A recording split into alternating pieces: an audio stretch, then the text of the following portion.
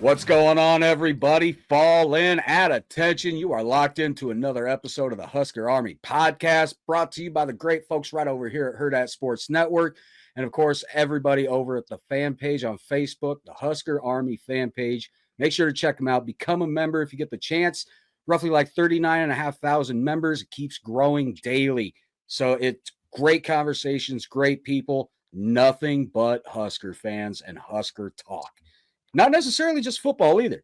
We'll talk about volleyball, we'll talk about basketball, talk about baseball. Just unfortunately not on this show. This is strictly football. It's what I know best. We'll even talk about you. How about that? Yeah. All right. So like everybody, you know the deal. If you're watching on YouTube, make sure to like and subscribe. Really helps us out a lot in the algorithm. And leave comments. You know, I get back to you right away as soon as I see them. And I appreciate everybody that does comment. It means a lot to us. You know, it helps keep the channel going. And then, as always, got to let you know about the merch. If you ain't seen the posts lately with Jamal, with Trey, with Luke, soon with Hayden, he's got his coming here soon, and your dad, Hayden. Your dad's in on that deal as well. We're going to hook him up too. We're going to hook him up too. And then Rex has got his coming. But if you get a chance, hop on to shop.herdatsports.com. Get yourself some Husker Army podcast merch. You see it right there. We got the shirts, the dad and trucker hats, the beanies, which that's what Jamal got right there was a beanie. We got the stainless steel tumblers, the coffee mugs, 2 different sizes, and everything right there. That is not the only colors or designs that those come in. You can get yourself, I believe it's black, heathered black, gray, red. There might even be white. I haven't looked as of late. So shop.herdatsports.com. Get on there, get enlisted, get yourself some Husker Army podcast merch. So we got all that little crap out the way. I am your host, Bryan Knutzen. With me, as always, our other hosts, Mr. Kenny Cheatham, former Husker wide receiver, multi-time national champion. Our recruiting guru, Matt Sass, a.k.a. Herbie Husker. And everybody, our guest today, what a time this is going to be. I can't wait to get this rolling. Yes, We've got 4-star offensive line recruit right out of the Ole Miss backyard, Hayden Ainsworth. Hayden, how you doing, my man? Man, I'm doing phenomenal. It's been a great week, and now I'm great to be back on here talking. Oh, yeah. It's Husker football time, man. We're about a little over a month to go to the season. And hey, before I forget real quick, you know, just got to let everyone know Hayden's enlisted into the Husker Army, just all of our guests that show up here. And of course, if you show up and you become a guest on the show, you might get yourself some merch from the podcast. You never know. That might be what we're doing as of late. So let's just roll right into it. I mean, Hayden, it's been a whirlwind for you. Me and your dad kind of discussed this a bit. He didn't realize how much really went into the recruiting process, how hectic it can be, and really paying attention to what visiting coaches are saying to you and looking to hear those correct things. Now, I got to pull up the graphic here, Hayden. I mean, your offers, man, ridiculous. It was quite a few. Yeah, you're looking at NC State, Bama, Arkansas, some of the lower ones, Arkansas State. But then you've got Baylor, you've got Duke, you got Florida State, Georgia Tech, Maryland, you got Mississippi State, of course, North Carolina, Oklahoma, and yes, of course, right there in your backyard, Ole Miss. Sorry, Kiffin. Sorry, buddy. He's all in. So I gotta know, Hayden. I mean, what did it come down to? What was obviously Nebraska was in the top 3, but was there any other school that really had a shot? Have they maybe said or done something different other than Nebraska? Yeah, so my final 2 were NC State, Nebraska, and they both held very good morals. Like they were both pretty on par, but at the end of that, I chose Nebraska. I think in some sense they were stronger. My kind of question is like my biggest things was relationships, development, and how am I going to develop on and off the field. And every time that I looked at Nebraska, it was like if I had a question about Nebraska, there was an answer, and it was a better answer than I thought I was going to get. So for engineering, which is one I want to go into aerospace engineering as my major. Just talking about off the field stuff. They just redid their engineering building a year ago. Like they just revamped their whole engineering program. It's right beside my dorm for the first year. So I was like, so that box is checked off. My transportation towards the stadium is all I have to do is get a scooter, go from the suites, go to the engineering building, go to football practice, and go home. It's all within 3 blocks of each other. So transportation wasn't an issue. Then you get to development on the field. I mean, you got Coach Rayola. He is a pretty he has proof in the pudding that he is a good guy. I think the most recent one who's still shining is Cam Jurgens, if I'm not mistaken. Yeah. I would think he's probably the one who's the most recent. And you look at that, I know I'm 6'5", but I can play all five if I need to. And so if I need to go down under center, if I need to go down at center and that's the point, well, then I have a guy who just put somebody in the NFL who replaced the best center of all time. Like I'm not concerned about that. Contract extension. Yeah, exactly. So then, he's worth it. Yeah. And then you look at off the field in terms of recovery. I forgot exactly his last name because it's a little weird, or not weird, but like longer. But the athletic our recovery guy.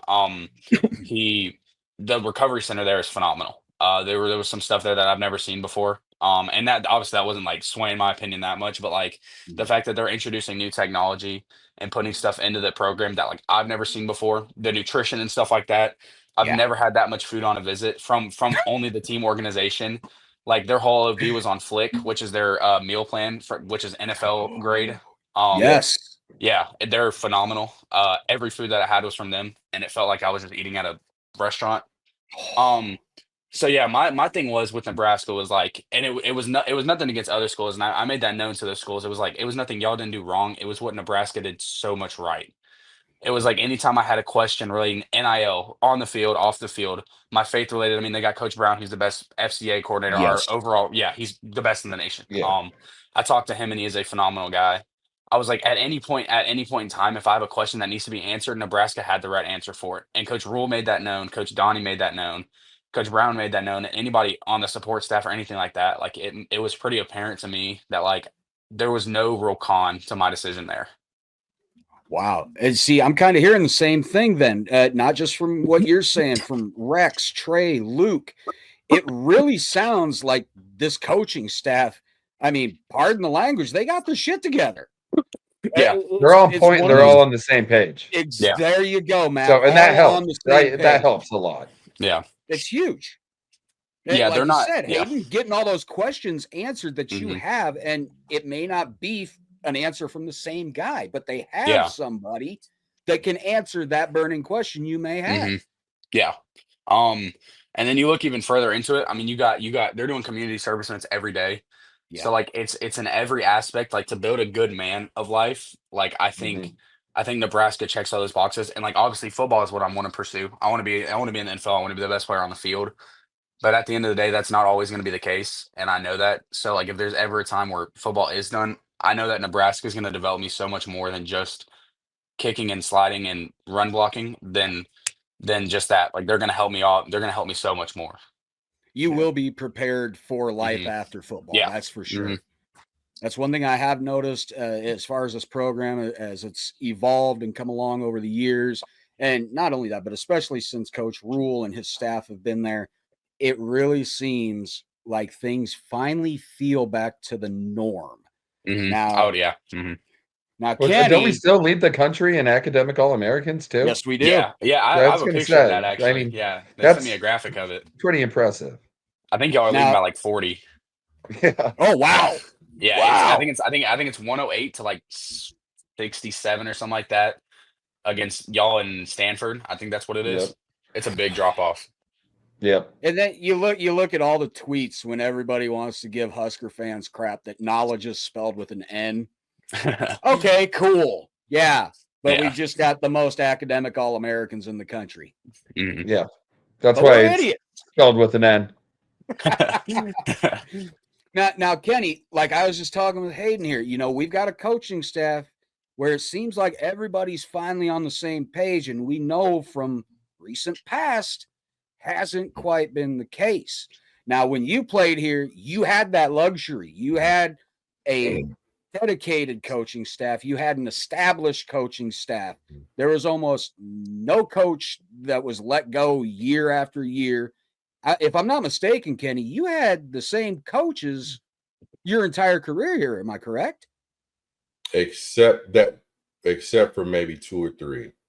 Wow. And that's because they left. Coach Samuel took the head coaching job at New Mexico State. Yeah.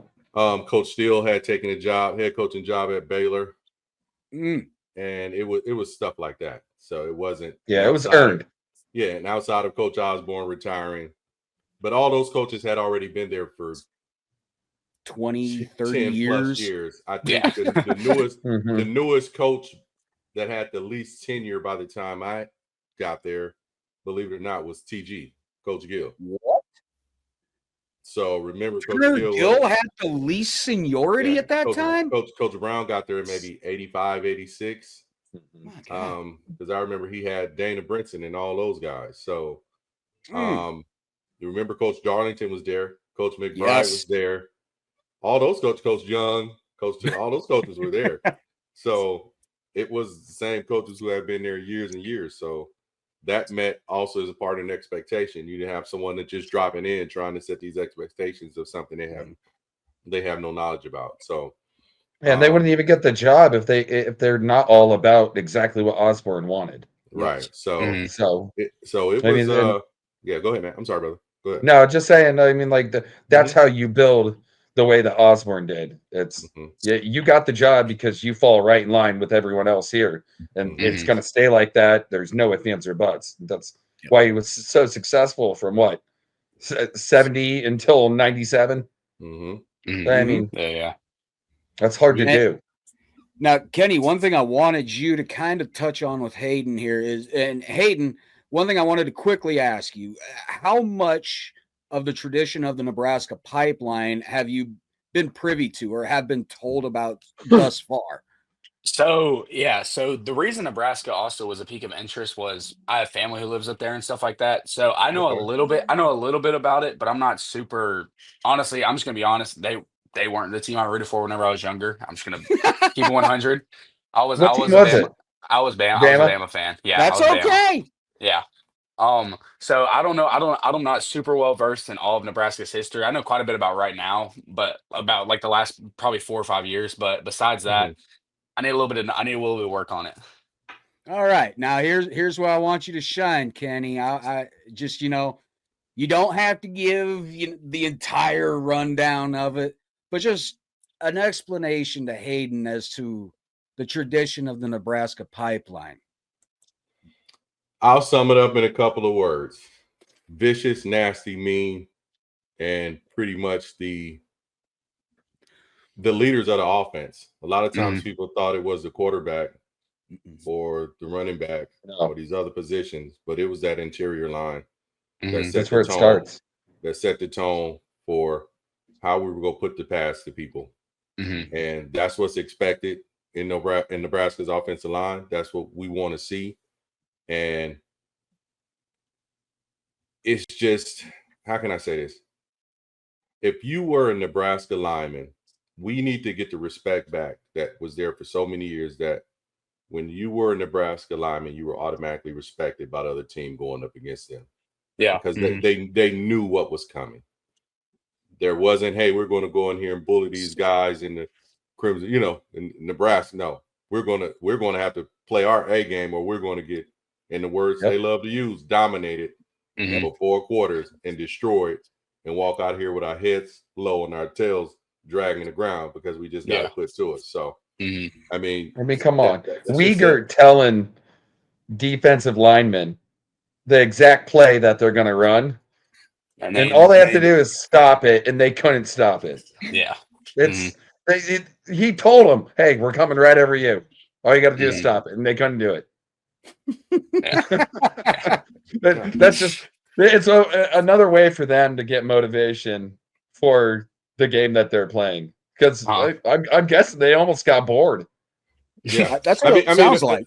Yeah, the best way to describe it outside of that is, if you ever get a chance, I know it sounds tedious, But if you look at some of the games from the 80s, just go back and YouTube stuff, and you look at the games in the 90s during that run during the 90s, skim through a game, watch from start to finish, and watch how you'll notice the point when those defenders are running from the contact. Yep. It was obvious. It was obvious at all levels, from us at receiver to attacking the DBs to the linemen and tight ends attacking the linebackers. You'll start seeing them running away from the blocks. Dang. Because they knew it was coming, and it's just opening holes, and they're the running back and quarterback. Yeah, it happened in the '94 championship game too. I was literally about to bring that up. I mean, Warren Sapp. I mean, he can't even breathe. Ray Lewis. Yeah, Ray Lewis. Ray Lewis was running from offensive linemen by the end of that fourth quarter, man. And that's probably the most dominant linebacker to ever play the game. In my opinion, he is the best linebacker, followed by Levante David. There you go. That's my ranking right there. It's Ray Lewis, is hands down. Just I've never seen a player like him. And now you can't forget Romanowski. Yeah, but I mean, psycho. And then Levante David is one of the most underrated. No one gives him enough credit, but he's got similar numbers to Ray Lewis. Yeah. So how long Levante's been in the league forever, and he's still able to do it at the high level he's at. Sure, exactly. I mean, dude, he's getting up there in age. He's probably late 30s. So is he really that much younger than us, yeah. Matt? Oh my god. Yeah. Oh my god. Yeah, it's not that different. I feel older every day. Hayden, how old are you, if I may ask? I'll turn 16 in late April. I give up. Yep. Unbelievable. You turned but you reclassified too. Yeah, the reclass is what caused it to be so much younger. Yeah, of course. So either way, I was going to graduate at 17, so that was the goal. I was like, and my kind of idea was it like one of the reasons for the reclass was like, if I'm going to graduate at 17, I'd rather be 17 with 6 months experience at a college program over my high school where I'm having to train by myself. So I was like, because I was going to graduate in December. So that'd be 6 more months of playing a football season. And the football season wasn't the hard part, like it wasn't the bad part. But if I could use that time to develop under NFL caliber coach, NFL caliber players and stuff like that, people who are getting ready for the draft in my position, I'll do that. Like that's a fair trade-off in my books. So yeah. I mean, you've done everything right. Why not take the reward? Yeah. That's the way I look at it. I mean, age is a number. Like, you seem like a pretty mature kid for your age. I try. I would never guess that you're 15 years old. No, like plain and simple. So I mean, especially watching your highlight reels, dude. I mean, and how big you are. It's oh god. Yeah, I was pretty blessed. I can't lie. Yeah, if I ever came across a 6'5", 308-pound 15-year-old, in my view, I'd walk away. There's not many. I'm done. I'm not even going to the gym anymore. It's not even worth it at this point. There's 0 in Nebraska alone. So, and I mean, even if you do find one, he's not in good shape. It's not like a lean or a good 308. No. I mean, it's no. He's just taking up room at that point. Yeah, exactly. All right. I mean, Hayden, look, Nebraska is one of those places where it's all we've got, man. I assume you kind of figured that out on a visit. Yeah. So, I mean, if you think about it, you're going to be very well recognized for the next 4 years. And 100%. one of the quotes you had, and I think this might have been on Rivals or one of the recruiting websites, but you said something that you've heard your home crowd chanting "Go Big Red" the last 2-3 years in high school, and you wanted to hear that for the next 3 to 4 years of your career. So I gotta ask. I mean, being in Mississippi, why are they chanting "Go Big Red"? So that's just high school. So we're the Biloxi Indians, and we have like we go like this, and we say "Go Big Red." Oh wow! So it was kind of funny. I didn't realize it either. Until about midway through. Like whenever I got offered by Nebraska, I was like, well, shoot, they're already saying it right now. I was like, well, geez, man. But no, So for our high school, our chant is we're the Indians. So we're the Biloxi Indians, and our like little slogan or whatever is "Go Big Red." So it's pretty cool. It's just like from where me and Bryan live. Where me and Bryan live, it's the Fremont Tigers, and they use the Missouri Tigers. Yep. Football logo. Really? So I mean, yeah. That's why I won't wear any Fremont swag. I won't either. I don't want people mistaking me for a Missouri Tiger fan. I don't do that around here. No. I mean, if you're in Fremont, it's no big deal. But you go to Omaha and they're like, the hell is this thing? Yeah. Well, what's a Missouri Tiger here in Fremont? Every time I see it, I'm like, what the fuck? Why are you wearing that? But you still see no Colorado. No, that's good. That's a big no. Oh yeah, big no. That's about as no as Iowa, and Kenny knows exactly how I feel about those two. So y'all hate Colorado more than Iowa, because I always heard I do. Things. You do? Okay, I got you. Yeah, but again, like all three of us, we were raised in like the Big 8 and then the Big 12. Mm-hmm. Yeah. I mean, just there is no Colorado love every year. Yeah. And we hated it. That was our Black Friday game. Once the Big 12 formed and Oklahoma went to the before South. the Big 12. So I hate Colorado. But I have, like I said, Bryan knows this, but I have Colorado Buffalo toilet paper. Yep. So really? Wow. Yes, dead serious. And it gets pulled out whenever we play them. Wow. Please use the Charmin. Money well spent. Oh yeah. I'm getting logo. All right, one quick question here for you, Hayden. I believe I've asked Trey, Luke, Rex this as well, even Tyson Terry when we had him on. Oh wow. Here's the same question. It pretty much verbatim the way I've asked them. Say you're having just a stellar junior year, man, and draft stock is rising, but it may not quite be where you'd like it to be, but it's right on that cusp. What is the decision at the end of that junior year? Do you want to come back to finish it out and graduate, or are you ready to just head to that next level? And heading to the next level, Trey is the only one to say he'd come back. Well, okay. And whenever you say cusp, what round are we talking? I'm talking. Let's go. Like your glorified top 2 rounds. Yeah, we're going to say mid. Otherwise, what's the point? Mid second round. That's my draft. That's my draft grade. That's where I'm projecting. The lowest you'd be is mid second.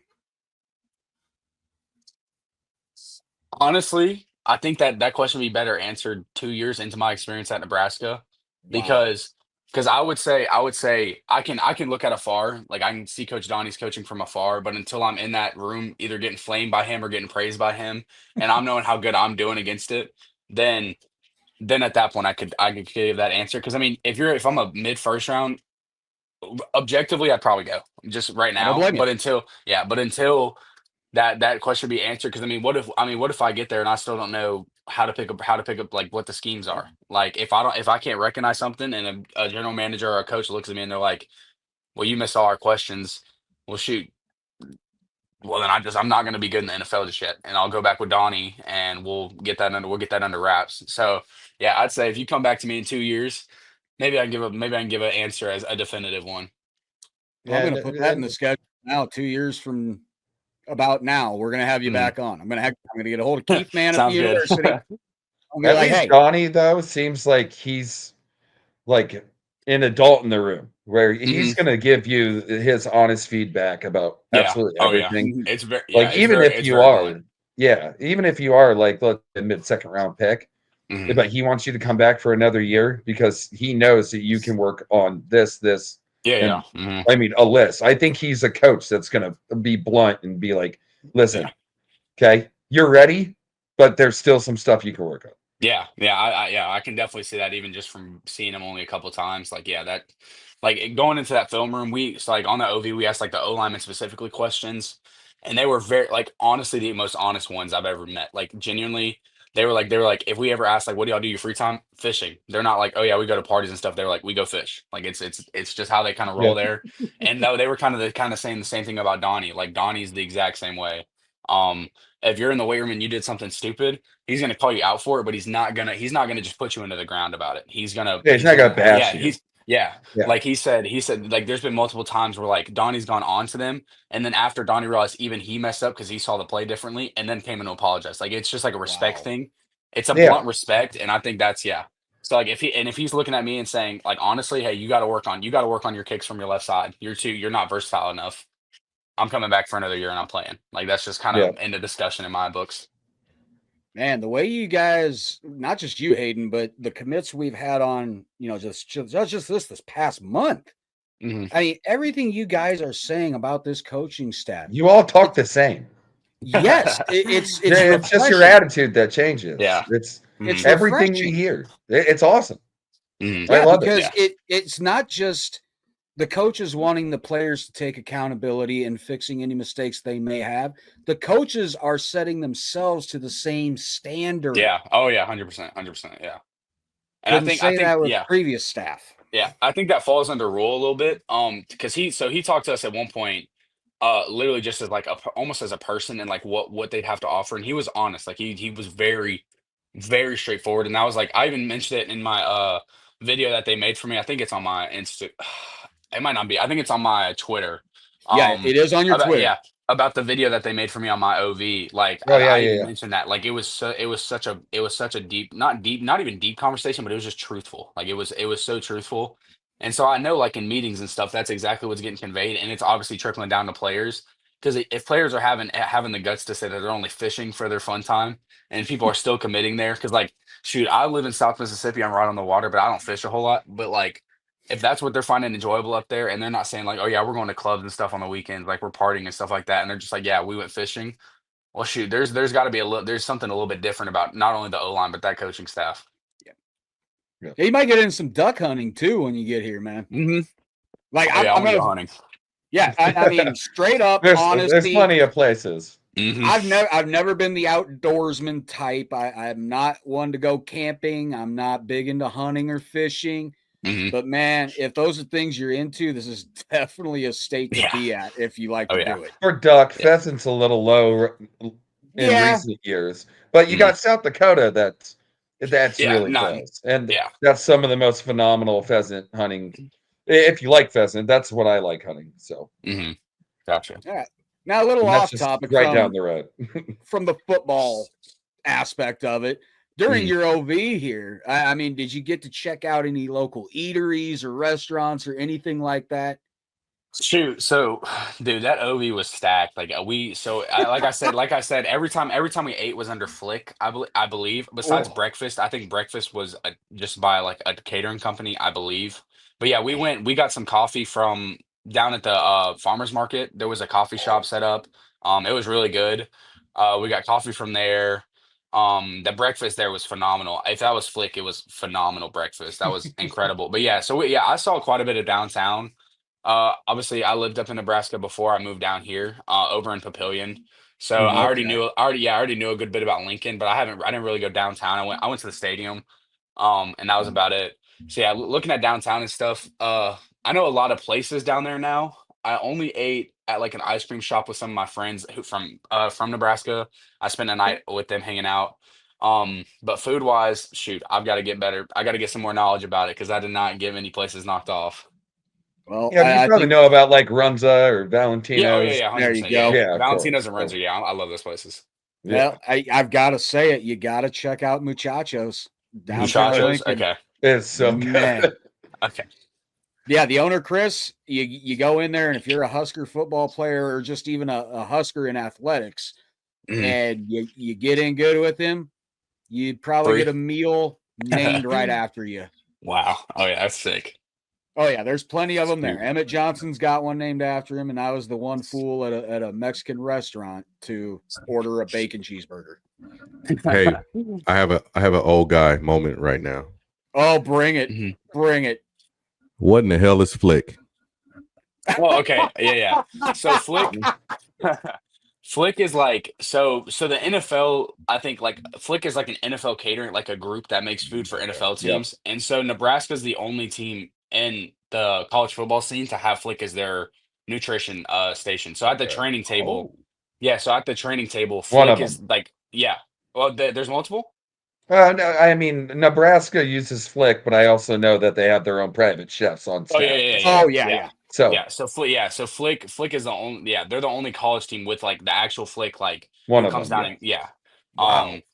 And yeah, so it's pretty cool. So it's pretty much just a nutrition company who comes in, from what I know. Doesn't Bama have them too, though? I thought they did. I don't think so. No, they No? have like, Okay.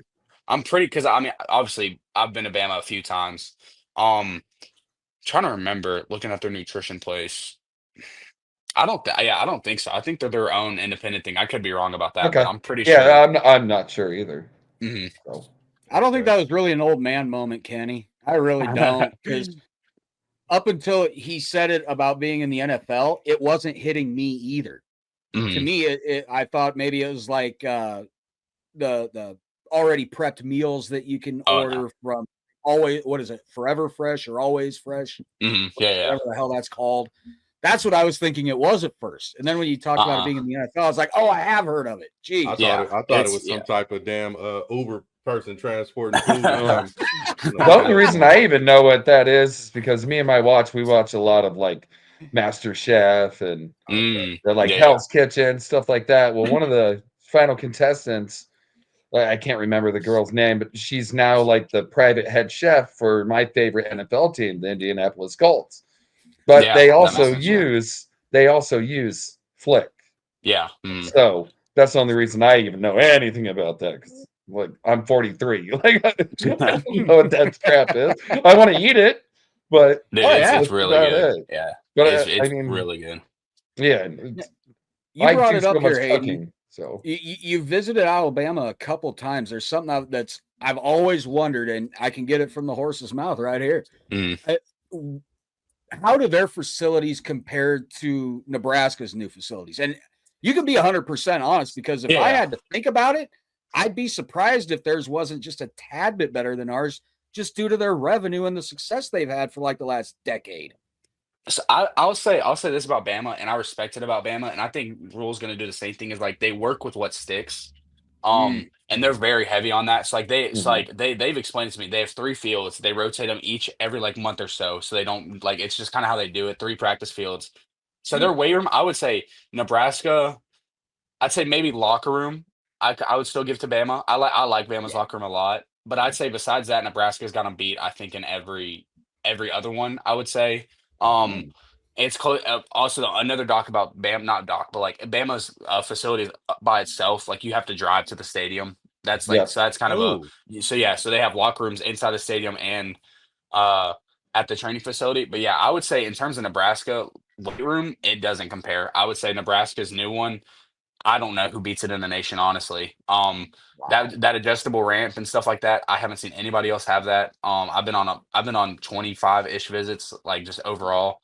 And I haven't seen anybody do something like that. Bama's is similar in just being very open and spaced out, but it's a little bit more dated, you could say. But it's not by much. I'd say it'd be like Nebraska, Bama. It's not like wow. Yeah. I'd give Nebraska it. Yeah, what you got to remember about Nebraska too is they just opened. Yeah. I mean, last football season was the first year. First season. Yeah, that was the unveiling. Yeah. I mean, out of everything I've heard, the only like facilities that even come close was LSU. I don't know. Dude, I have no idea with that. I went to LSU recently. I would disagree with that. Personally, I would. Their weight room is not close to y'all. Just objectively, weight room's not close. Nutrition, now their nutrition and recovery stuff is pretty on par. They redid that literally a month before I got there, I believe. It's on par for sure. But yeah, you look at locker room, weight room, fields and stuff like that, y'all win. I would say. Yeah, and then just proximity. I know Nebraska stresses keeping everything like as accessible as possible. Yeah. So you guys are never having to go too far or having to drive. So that's everything's pretty much right there where you need it.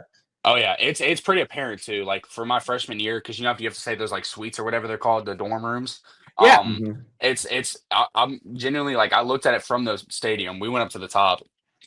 It's the suites, the building suites. So it's like all the way in the back.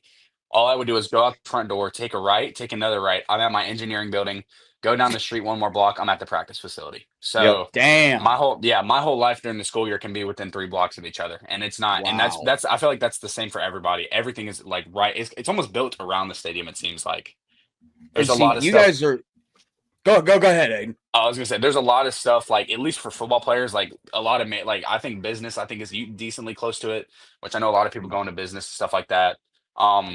They're all pretty compact to each other. They try to make it so every time can be devoted to bettering yourself and not like transportation. It's let's get it and go type deal. Like Penn State. I know their stadium. It's like outside. Happy Valley. I mean, is it really? I did not know. Yeah, it's like a 45-minute drive from the actual university just to get to the stadium. Oh, that's it's ridiculous. Like what? Yeah, how are you supposed to be a student athlete? And like, let's say you don't have a car your first year on campus. Yeah, Now you have to carpool. I mean, I'm sure. I mean, I'm guessing they probably bus all players there. Yeah. I mean, just like at Nebraska, like you're not arriving yourself to the stadium. Like you all show up together, do the unity walk. So I know that's a lot different. Yeah, and I'm guessing, of course, Penn State probably does something similar. And going back to the locker room talk you had, Hayden, Kenny can tell you one thing, that how much that has changed since his days. Freshmen had their own locker room. Yep. Wow. They did not. They were not in the locker room with any You weren't allowed to be in the varsity locker room. And it was not a nice locker room. It was just your ragtag, like high school pool locker room. So it's be better than fucking Iowa's. Like, their visiting locker room. That pink locker. It's terrible, dude. Oh God. Have you been to Iowa? No, I've not. I've like on a visit. Good. Don't. Yeah, not on a visit. I've been like in Council Bluffs and stuff like that, just being so close. But no, I've never been on campus. I don't plan on it either unless we're beating them.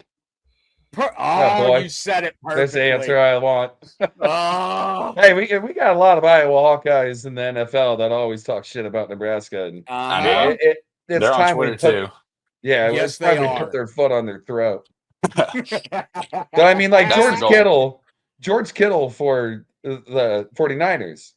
Well, they just got some free agent Husker, well, not free agent, but unsigned free agents to be there. And he's already talking shit to him. It's like, oh, man. It never ends. Okay. Now, real quick, Kenny, can you elaborate to Hayden how that freshman locker room was, man? Because still to this day, that blows my mind that freshmen weren't even allowed to be in the same locker room. It was concrete. Wow. So you have to understand it was old stadium. Yep. So where you guys are, where you're going to be and where they're at now was considered north.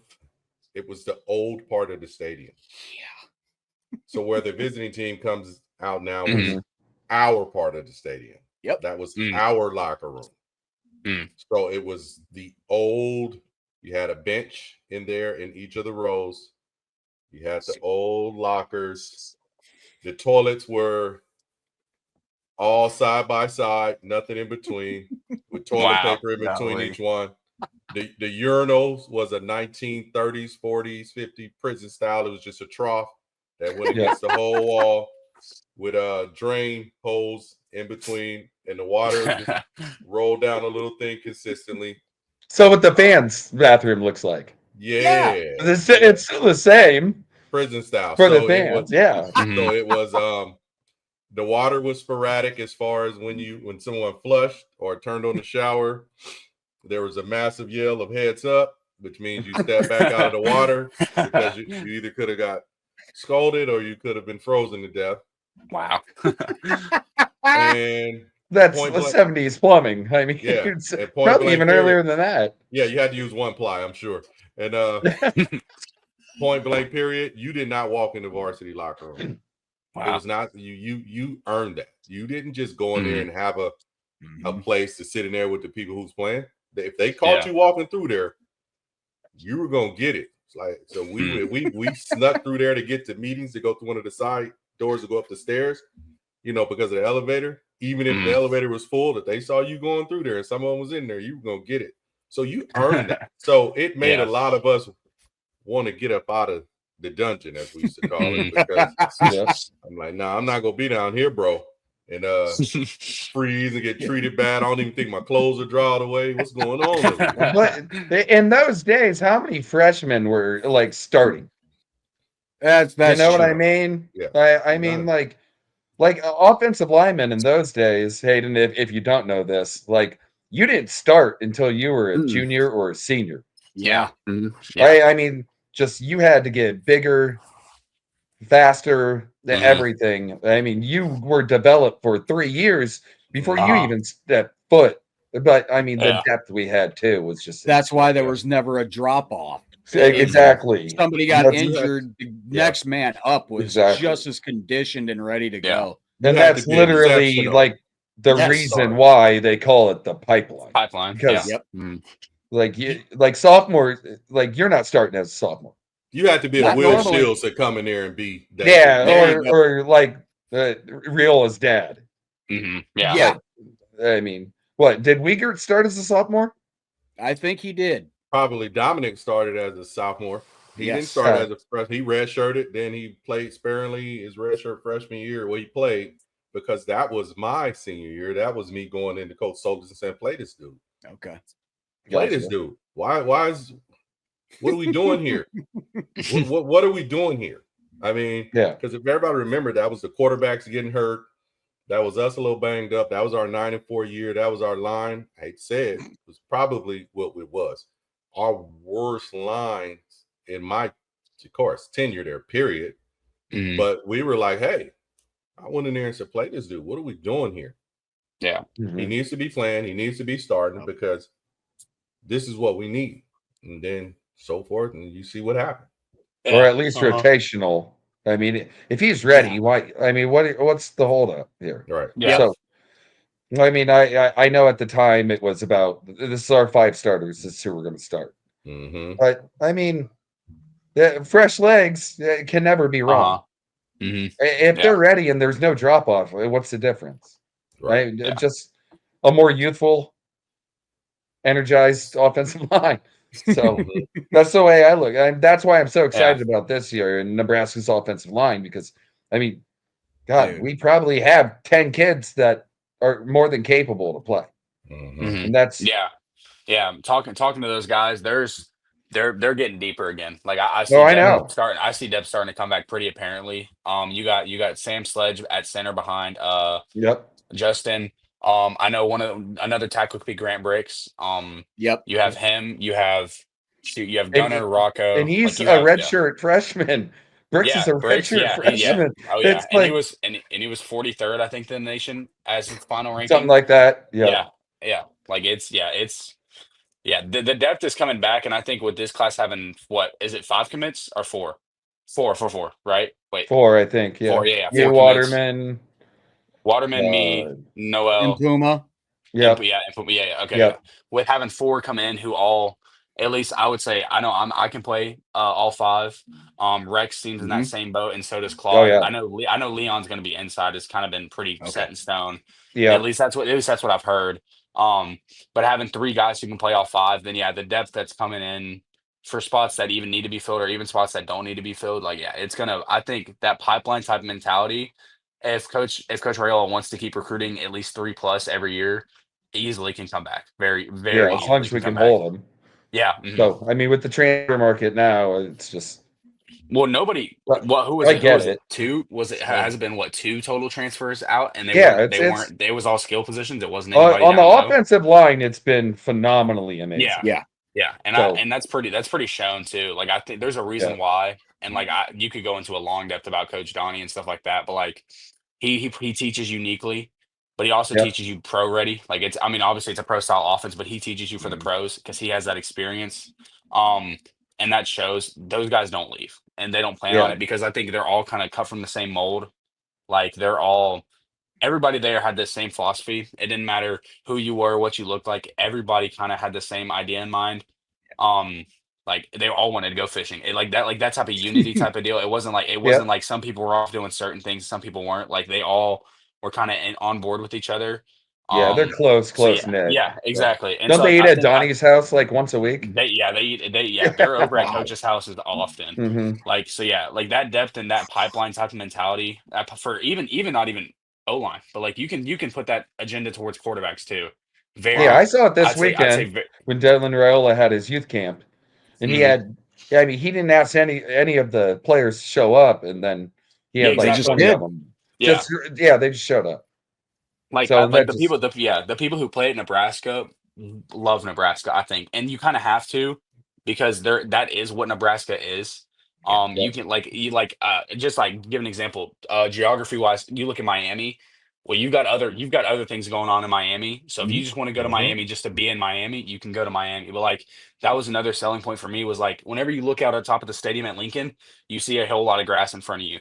So you know where you know where you're at right now is where you're going to be at for the next 4 years, and like that kind of gives you that sense of dedication to your craft. And you put dedication to craft and discipline and focus with an NFL ready guy or NFL coach.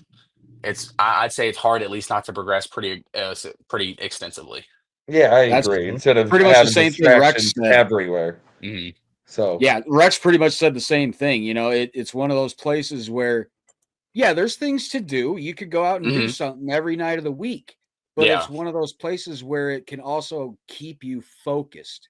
Yeah, like there's not, like, obviously there's distractions, because my dad told me this. He was like, there's distractions everywhere. It doesn't matter what in what shape or form, but if you can limit at least half of them, why not? Type like that type of mentality. Like if you can at least okay, well I can't go to the beach right now and go sit all day on my butt and just like go look at the ocean and stuff like that. But I can go past that. I can go run block. I can go do run fits and stuff with that extra time that I have, because there's not a whole lot of that type of agenda getting pushed. Now I know on like Saturday nights and stuff like that after a game, there's definitely some stuff going on. I'm not blaming nobody if they're going out to do stuff then. Your kids on a Saturday night. What are you supposed to do? Yeah, exactly. Enjoy yourself. But like during the weekend stuff, you get done with practice at 12, then you got classes till 5. But there isn't a whole lot of stuff going on that night. Not a whole lot of parties are going and stuff like that. Well, now you've got time to go get better. And that kind of was just, that was a big point for me, is like, even though I will say I'm hard to get distracted. I've done pretty much the same schedule this whole summer, and it's lift twice a day, stuff like that. Like I've been dedicated to that. Like I can obviously get distracted too. I'm not a perfect man. There was only one. You're a kid. Yeah, exactly. There was only one perfect man, and that's I don't not blame me. you. You have friends. You want to hang out with them. You want to do that. It's all work and no play makes Hayden a dull boy. So exactly. I get it. Yeah, I completely understand. Having those distractions, but having them in a good, almost a healthy way with the right people, I think is what can benefit you for sure. So yeah, I'm glad that Rex brought it up too. That's good for him, because that was a good selling point for me, was like the focus aspect. Is like I'm looking out and I'm seeing Nebraska football. I'm not seeing, okay, well here's downtown Miami, here's downtown Atlanta, stuff like that, where I can go veer off and try to do something on my own, and then potentially get myself in a worse situation than I am right now. Yeah, which is good for me. Which is good for me to hear that, because I don't think a lot of people know that's what we did during our time there. I mean, we did college young man stuff. And we might have went out, but they don't know we spent a lot of time fishing. Yeah.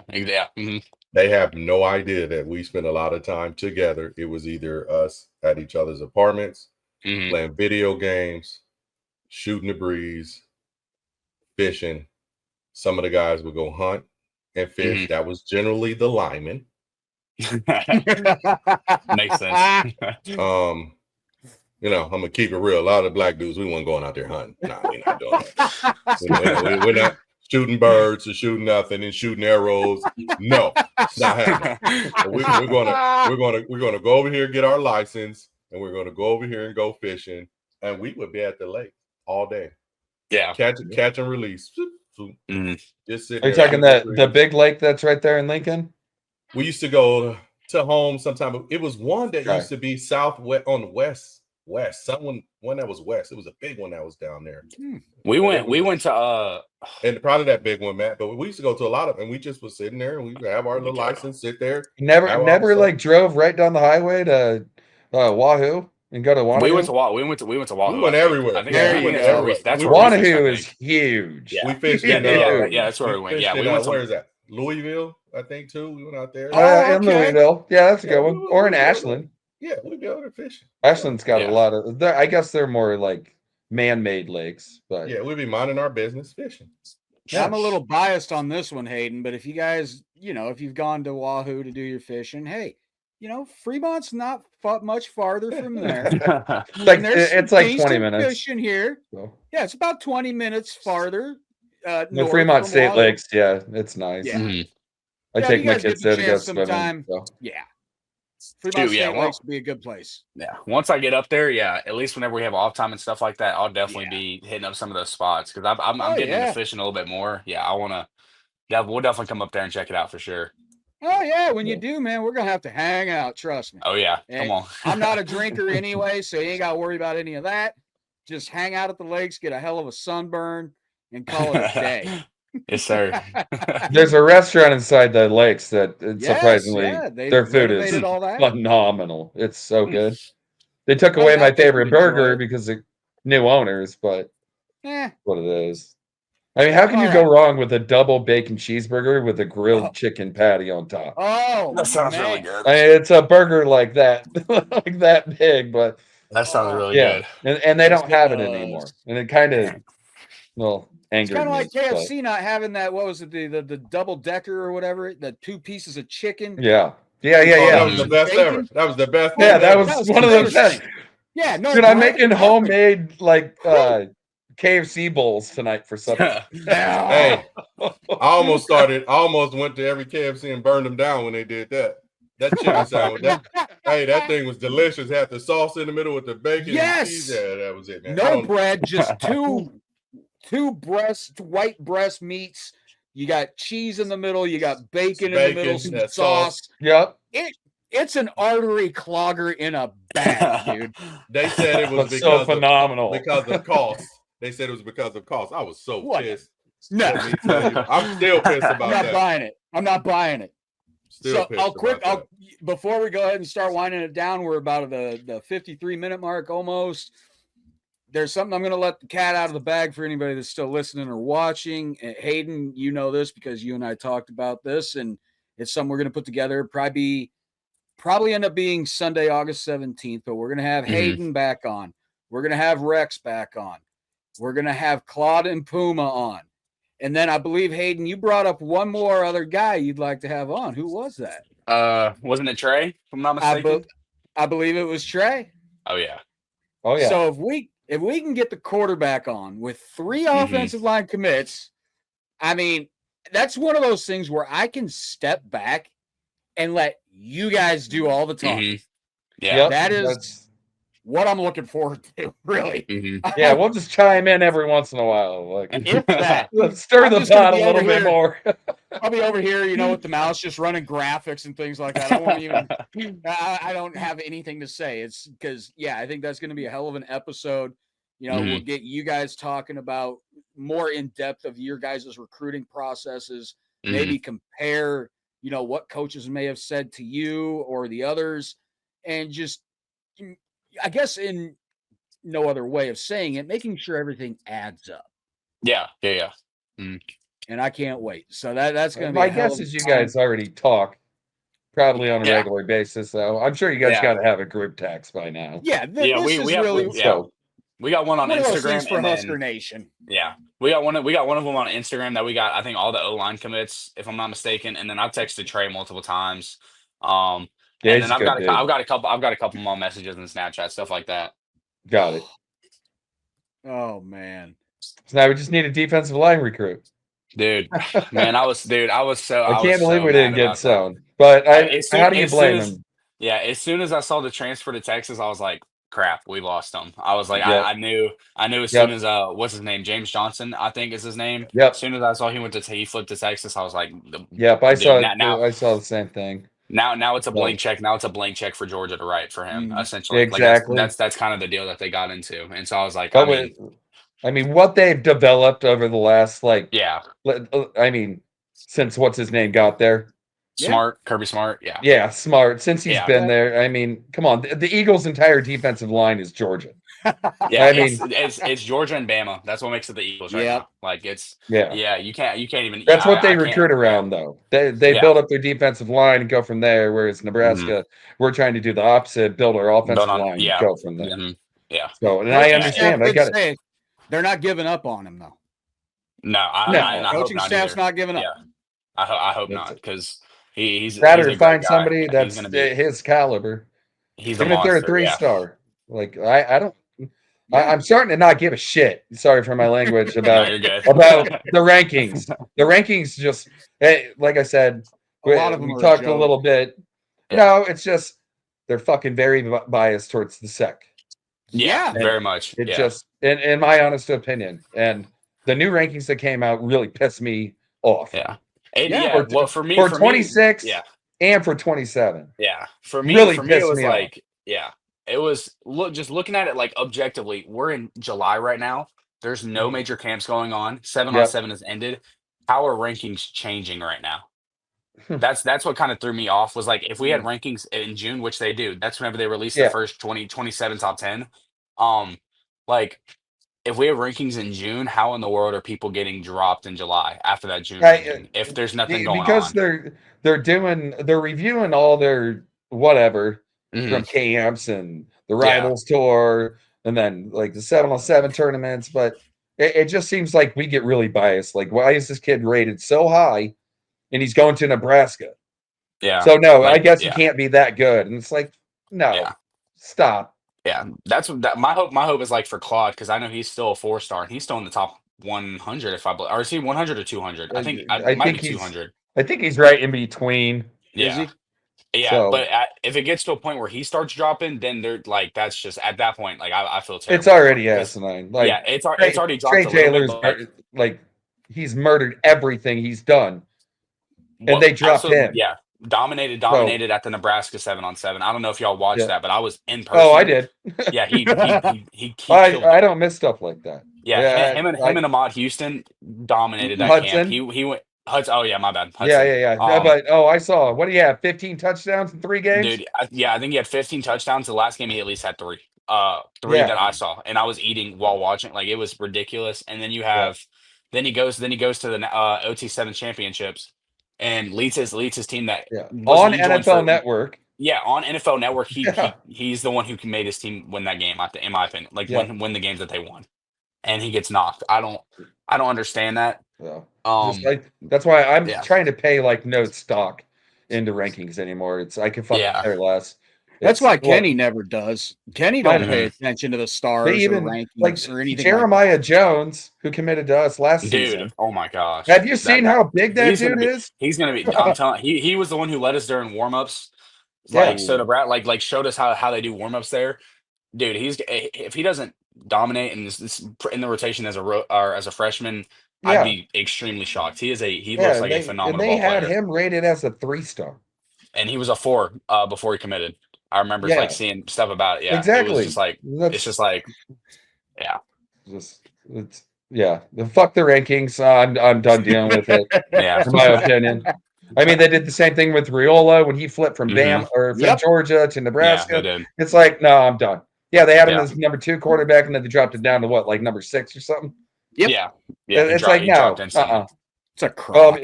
No, I think it has to do with us too. Well, they don't. Like I say, this kid can't be this good if he's coming here. Yeah. It's like, okay, well, and that's why in my opinion, we need a strong year this year, so we can just give a big, huge middle finger to all those. Yes. Recruiting besides recruiters, you guys are I guess me now. Shoot. A lot of people are back in Nebraska. I've seen a lot of posts about it, and I think it's not just hype. I think that should come to fruition. But there is a lot. I think this team's going to be really solid this year. Even if this is not the team they thought was going to be solid, because I know some people still have doubts about it. Like, they're like, okay, we need to get to next year. Let development happen more. Raiola will be in his 3rd year starting, stuff like that. Like, I think this year is going to be a year that like people finally start to take full notice. because analysts have people who watch the film, but the people who don't watch the film and just go off of rankings and stuff like that, like I think it'll finally switch come December of this year. Yeah, I know a lot of places are really down on our defensive line. It's like, why? I'm not. No. Yeah, I don't know why. Yeah. How can you even make an assumption until you see something? You just got a 5-star transfer. Like I don't. Yeah, and then Riley Van Poppel. There's a reason we redshirted him. Yep. We didn't need him last year. Could he have helped? Yes. But this year, he's going to be a force. I can't wait. I can't wait because I watched him in the bowl game and then McGahee too. Oh my God. I think it's going to be special, and I think those guys know it is too. I know. Is it Nwari? Is that how you say his last name? If I'm not mistaken. I think so. He was. Yeah, he was that transfer from Missouri. Yeah, he was working out on the Twitter, number one edge rusher. Yeah, but also on the Saturday of my OV, Coach Raiola told me about it. He's like, all the O-line gets together, which is pretty standard, but you don't see a lot of D-linemen coming together every Saturday. They're in there every Saturday too. Like their O-line and D-line 50 yards apart from each other are doing their own drills every Saturday.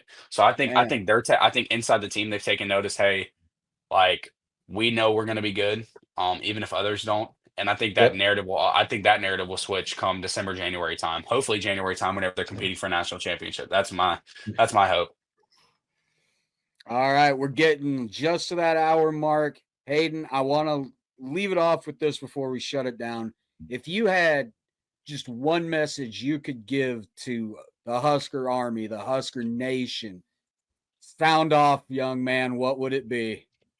Shoot, just to get ready, not just from a me standpoint. I won't be selfish about this. I think the people coming in are going to be great people, and on and off the field, it's already been shown that they're great people, even on the team now.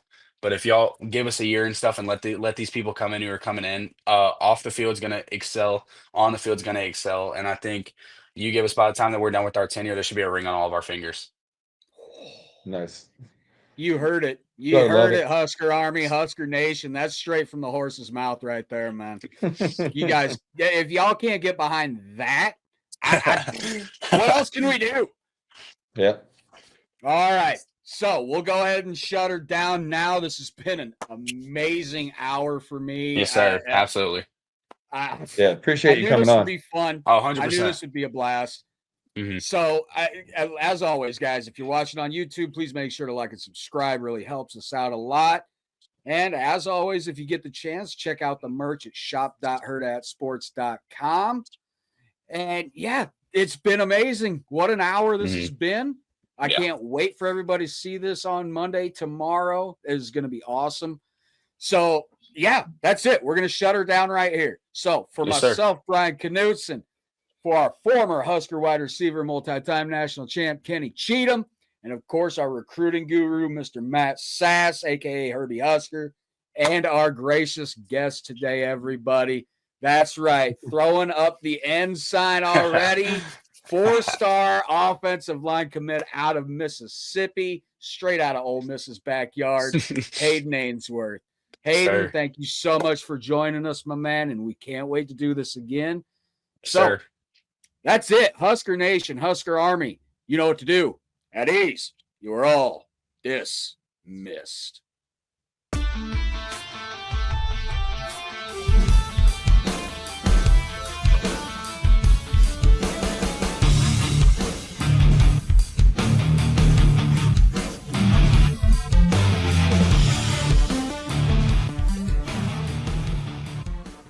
A Herd at Sports Network production.